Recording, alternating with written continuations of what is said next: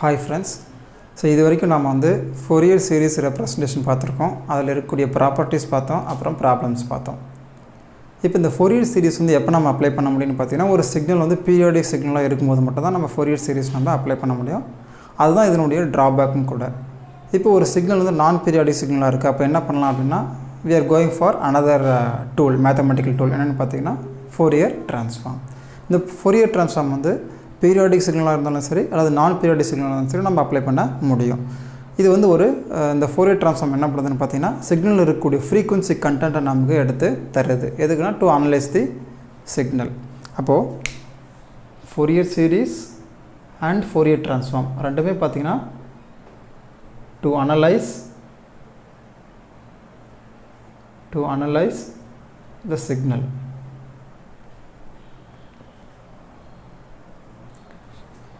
So இது வந்து for periodic signal. இது வந்து நாம் periodic as well as aperiodic ரெண்டுமே நாம் அப்ளை பண்ண முடியும். இது இல்லாமல் நம்மக்கிட்ட இன்னும் ரெண்டு மேத்தமெட்டிக்கல் டூல் இருக்குது. ஒன்று வந்து லேப்லாஸ் ட்ரான்ஸ்ஃபார்ம்,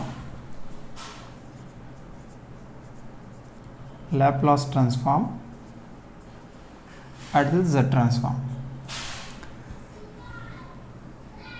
இந்த லேப்லாஸ் ட்ரான்ஸ்ஃபார்மும் Z ட்ரான்ஸ்ஃபார்மும் எதுக்கு யூஸ் பண்ணுறோன்னா இங்கே வந்து ஒரு சிக்னலை நம்ம அனலைஸ் பண்ணுறதுக்காக Fourier யூஸ் பண்ணோம். இந்த லேப்லாஸ் Z ட்ரான்ஸ்ஃபார்ம் ரெண்டுமே அனலைஸ் பண்ணுறது மட்டும் இல்லாமல் ஒரு சிஸ்டமை நம்மளால் டிசைன் பண்ண முடியும். ஸோ அப்போது both analyse and design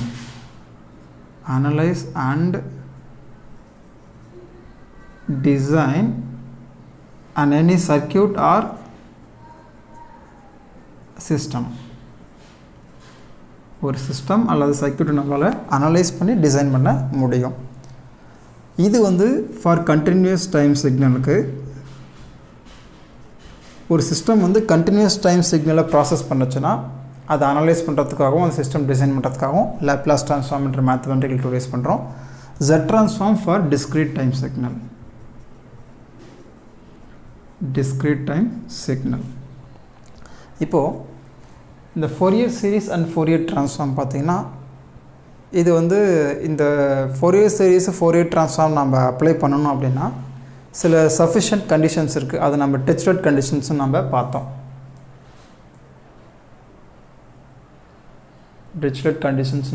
so இந்த கண்டிஷனை வந்து ஒரு சிக்னல் சாட்டிஸ்ஃபை பண்ணால் தான் we have to apply Fourier series and Fourier transform. But இங்கே லேப்லாஸ் ட்ரான்ஸ்ஃபார்முக்கும் Z ட்ரான்ஸ்ஃபார்முக்கும் அந்த மாதிரி ஒரு கண்டிஷன்ஸ் கிடையாது. நம்ம அப்ளை பண்ணலாம், எல்லாத்துக்குமே நம்ம அப்ளை பண்ணலாம்.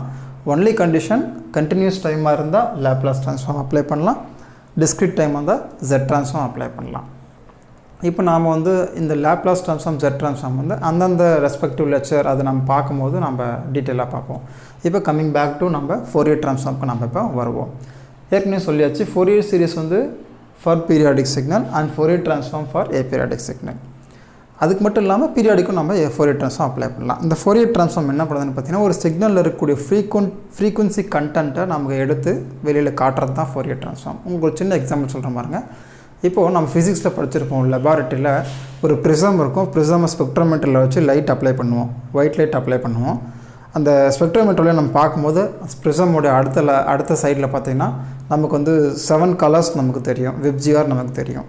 அப்போ என்னென்னா ஒயிட் லைட்டில் இருக்கக்கூடிய அந்த டிஃப்ரெண்ட் வேவ்லென்த் இருக்கக்கூடிய அந்த லைட்ஸை வெளியில் எடுத்து காட்டுறது தான் அந்த ப்ரிசமோட வேலை. சேம் டெக்னிக் அதே தான் இந்த Fourier transform செய்யப்போகுது. ஒரு சிக்னலில் இருக்கக்கூடிய ஃப்ரீக்வன்சி கண்டென்ட் எந்தெந்த மாதிரியான ஃப்ரீக்வன்சி கண்டென்ட் இருக்குது அப்படின்றத எடுத்து நமக்கு வெளியில் காட்டும்.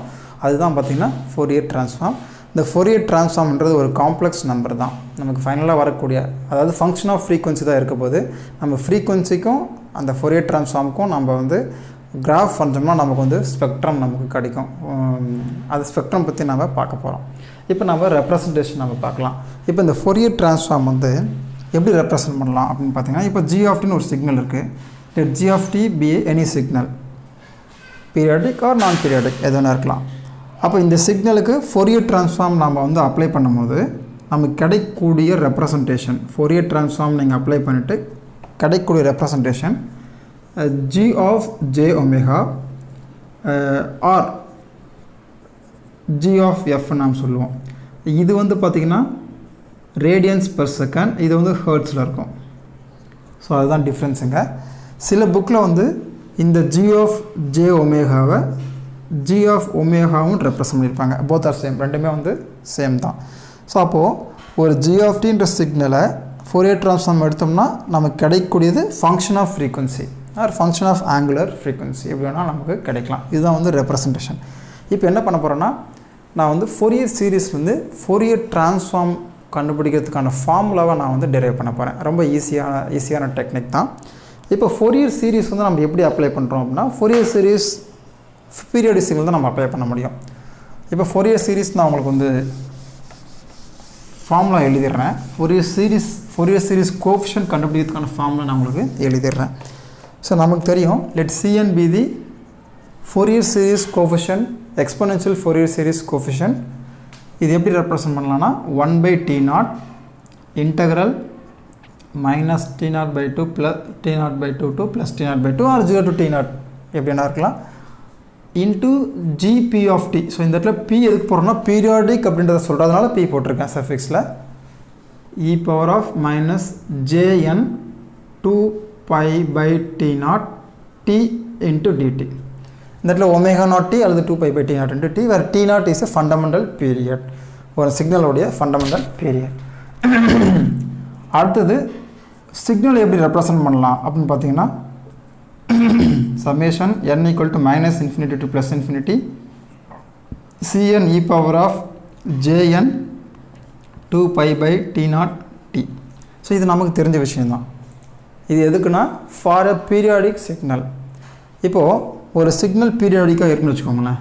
For example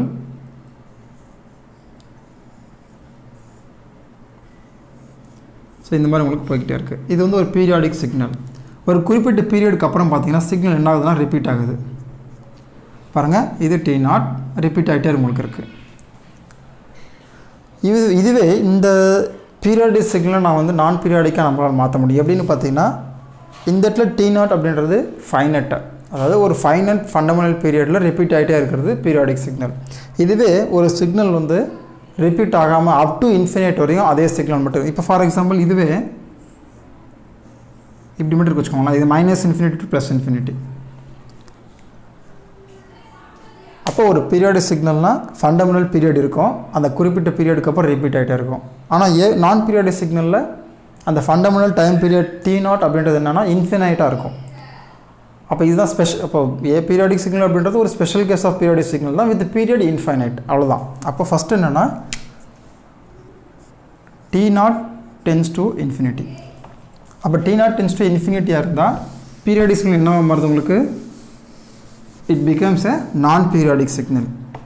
So g of t equal to limit t tends to infinite gp of t. அப்போ T0 tends to infinite டெஃபினட்டாக ஒமேகா நாட் என்ன ஆகும், ஒமேகா நாட் tends to 0. ஏன்னா T0 equal to 2π omega equal to 2π/T0. So T0 infinity தான், omega 0 வரைக்கும் போகுது. இப்போ நான் வந்து டிஃபைன் பண்ணுறேன், சிலதெல்லாம் டிஃபைன் பண்ணுறேன். ஸோ என்னென்னு பார்த்தீங்கன்னா g of f, இது நாமளே வந்து நான் டிஃபைன் பண்ணுறேன். g of f equal to Cn into T0. let g of f equal to Cn into T0. small change in frequency del f equal to 1/T0. அதுக்கப்புறமா fn, f suffix n equal to n/T0. So இது நான் define பண்ணுறேன். So சைடில் நான் எழுதிக்கிறேன். So என்னென்னு பாருங்கள், g of t equal to limit t tends to infinite gp of t. ஒரு பீரியாடிக் சிக்னலுடைய டைம் பீரியட் T0 வந்து இன்ஃபைனட்டாக இருந்தால் then the signal becomes a non-periodic signal. let அடுத்தது g of f equal to n times of Cn times of T0. Cn times of T0. Next, small change in frequency del f equal to 1/T0. fn equal to n/T0. So இது சைடில் வச்சுக்கோங்க. இப்போ இதை நாம் இங்கே apply பண்ணலாம். So ஏற்கனவே சொல்லிட்டேன், T0 tends to infinite. So omega not tends to 0. So இப்போ வந்து ஒமேகா நாட் 0 ஆகிடுச்சுன்னா அங்கே n வந்து வேலிடானு பார்த்தீங்கன்னா n வந்து நாட் வேலிட், n வந்து பார்த்திங்கன்னா நாட் வேலிட், அங்கே என்னன்றது அங்கே வருமானு பார்த்தீங்கன்னா வராது. ஸோ இப்போ நம்ம அப்ளை பண்ணலாம். இப்போ இது எல்லாமே இந்த ஃபார்முலாவில் நீங்கள் அப்ளை பண்ணுங்கள். ஃபஸ்ட்டு Cn, இப்போது இந்த T0 இந்த பக்கம் கொண்டு வந்துருங்க. So Cn into T0 equal to integration minus T0 by 2 to plus T0 by 2 Gp of T e power of minus Jn 2 pi by T0 T dt. So நமக்கு தெரியும் T0 tends to infinite first condition, அப்படின்னா n not valid, n not valid. அப்போ n வருமானு பார்த்தா வராது. So Fn becomes, so இதை next ஸ்டெப்பில் நம்ம எழுதிப்போம். ஃபஸ்ட் நம்ம அப்ளை பண்ணுவோம். ஸோ Cn T0 என்ன? Cn T0 g of f, g of f equal to integration minus T0 by 2 to plus T0 by 2 Gp of T e power of minus j, இந்த இடத்துல n by T0 பார்த்தீங்கன்னா Fn, அப்போ 2 pi Fn into T dt. So just இங்கே இருக்கிறத நாங்கள் apply பண்ணியிருக்கேன். இப்போ T0 tends to infinite, n வந்து பார்த்தீங்கன்னா நாட் வேலிட், ஏன்னா ஒமேகா tends to 0, n வந்து not valid. So Gp of T என்னவாக மாறுது? Gp of T periodic signal என்னவாக மாறுது? இப்போது நான் பீரியாடிக்காக மாறிடுது. So Fn becomes a frequency f. அப்போது g of f integration, இப்போ T0 tends to infinity, அப்போ minus infinity to plus infinity, Gp of T becomes g of T e power of minus 2 pi j times of 2 pi f, Fn becomes f T dt. So இதுதான் பார்த்தீங்கன்னா Fourier transform derivation. Next second equation எடுத்துக்கோங்க. So இப்போ அதை அழிச்சிடுறேன். Second equation எடுத்துக்கோங்க.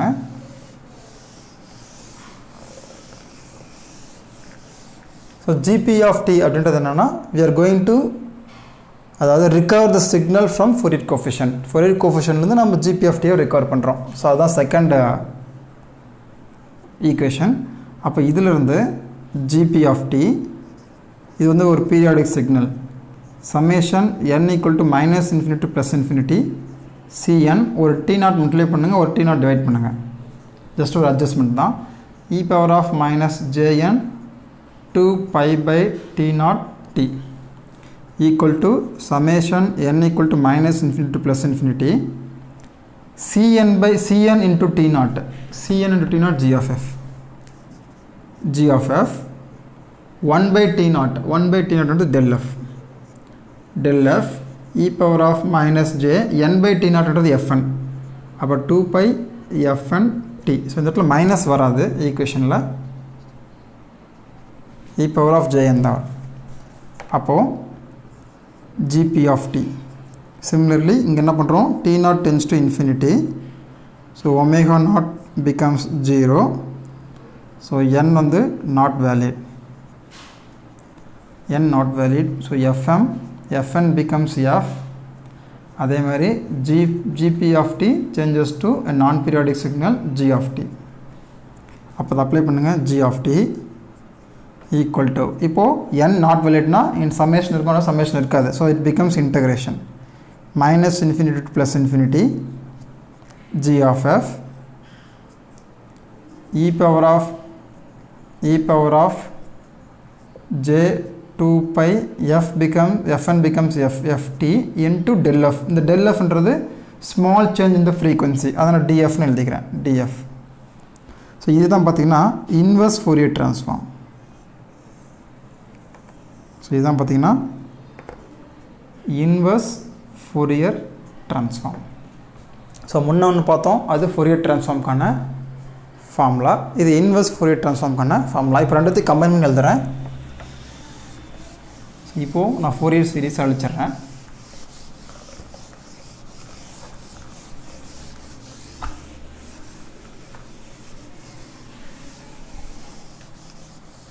So first Fourier transform g of f equal to integration minus infinity to plus infinity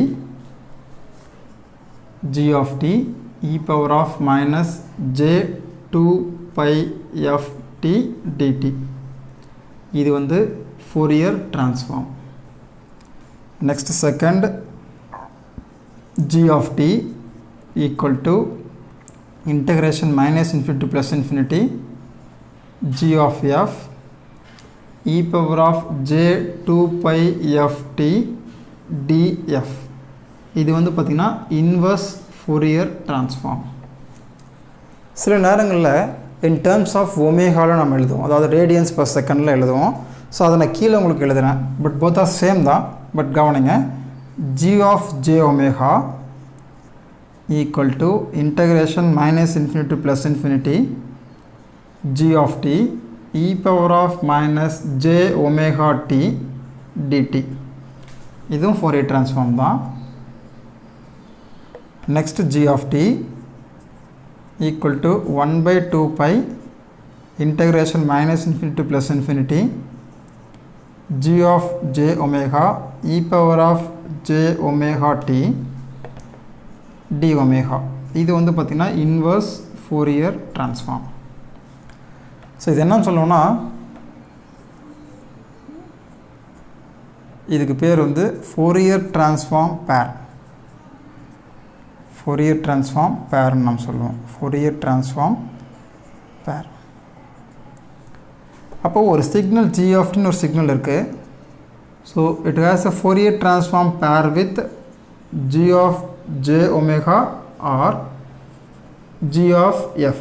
சில நேரங்களில் g of omegaவும் நம்ம சொல்லலாம். g of omega Fourier transform pair with. அப்போ g of t தெரிஞ்சா g of omega கண்டுபிடிக்கலாம், g of omega தெரிஞ்சா g of t கண்டுபிடிக்கலாம். அப்போ Fourier transform pair with g of t is Fourier transform pair with g of omega. அதே மாதிரி தான் any signal x of t இருக்கு, Fourier transform pair with x of omega or x of f. So இதுதான் பார்த்தீங்கன்னா Fourier transformக்கான formula. இப்போ இது ரொம்ப ரொம்ப முக்கியமான ஃபார்முலா, அது ஞாபகம் வச்சுக்கோங்க. இப்போ உங்கள் ரெண்டுத்துக்கு டிஃப்ரென்ஸ் பாருங்கள். நீங்கள் வந்து எஃப்பில் போடும்போது g of t ரிகவர் பண்ணும்போது இந்த 1 by 2 pi வராது. இதுவே g of omega அல்லது g of j omega இருந்துச்சுன்னா you have to divide the full equation by 2 pi. 2 pi நீங்கள் என்ன பண்ணணும், டிவைட் பண்ணணும். அப்போ தான் நமக்கு original signal g of t கிடைக்கும். ஸோ இதுதான் வந்து ரெண்டுத்துக்குள்ள டிஃப்ரென்ஸ், இந்த எஃப்பில் இருக்கிறதுக்கும் ஹெர்ட்ஸ்க்கும் ரேடியன்ஸ் பர் செகண்டுக்கும் உள்ள டிஃப்ரென்ஸ். நீங்கள் கிளியராக புரிஞ்சுக்கோங்க. எது இருந்தாலும் ஓகே தான், எஃப்பில் இருந்தாலும் ஓகே தான், அல்லது ஒமேகாவில் இருந்தாலும் ஓகே தான். ஸோ இப்போ இதுதான் பார்த்தீங்கன்னா Fourier transformation நம்ம சொன்னோம். Fourier transformation அதுக்கான ஃபார்முலா, ரெண்டு ஃபார்முலா ரொம்ப முக்கியமானது. Fourier transform pair, Fourier transform and inverse Fourier transform. இது ஞாபகம் வச்சுக்கோங்க, ரொம்ப முக்கியமானது இது. இந்த ஃபார்முலாவும் ரொம்ப முக்கியம். இந்த ஃபார்முலாவை ஸ்ட்ரெயிட்டாக கூட உங்களுக்கு காம்படிட்டிவ் எக்ஸாம்ஸில் கேட்பாங்க. ஒமேகாவும் தெரிஞ்சு வச்சுக்கோங்க, எஃப்பில் வரக்கூடிய எஃப்லையும் தெரிஞ்சு வச்சுக்கோங்க. அதாவது function of omega, function of frequency F, ரெண்டு தெரியுமே நீங்கள் தெரிஞ்சு வச்சுக்கோங்க. நெக்ஸ்ட் கிளாஸில் நம்ம இந்த Fourier transformuடைய ஸ்பெக்ட்ரம் பார்ப்போம். நம்ம எப்படி இந்த ஸ்பெக்ட்ரம் வந்து இருக்கும் அப்படின்றத நம்ம பார்க்கலாம். அதுக்கப்புறம் நம்ம ப்ராப்ளம்ஸ் நம்ம சால்வ் பண்ணி பார்ப்போம். Thank you friends.